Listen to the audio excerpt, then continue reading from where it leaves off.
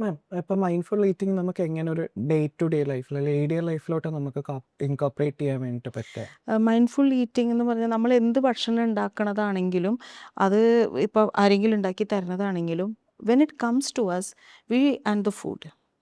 ഇപ്പോൾ നമ്മുടെ മുമ്പിൽ നമ്മുടെ ഫാമിലി മെമ്പേഴ്സ് ഒന്നിച്ച് ഫാമിലി ആയിട്ട് ഇരുന്ന് കഴിക്കുമ്പോഴും നമ്മൾ ശ്രദ്ധിച്ചാൽ മതി, when you are eating alone with a screen in front of you, you would eat more in less time. പക്ഷേ നമ്മുടെ ഫാമിലി മെമ്പേഴ്സ് ചുറ്റിരുന്ന് വർത്താനമൊക്കെ പറഞ്ഞ് you would be satisfied mentally and your digestive system get satisfied quickly. പക്ഷേ ആ ഒരു ഇൻറ്ററാക്ഷനും അതിൻ്റെ ഒക്കെ ഒരു സുഖം അപ്പോഴേ കിട്ടുള്ളൂ. ഭക്ഷണത്തിൻ്റെ രുചി നമ്മൾ അപ്പോഴേ അറിയുള്ളൂ. രുചി കുറച്ച് നേരം അറിയുമ്പോൾ എത്ര ടേസ്റ്റുള്ള ഭക്ഷണമാണെങ്കിലും നമുക്ക് മടുക്കില്ലേ? അതുപോലെ സമയമെടുത്ത് കഴിക്കാൻ സാധ്യത when you have kept your screens aside, when you and the food are completely linked to each other.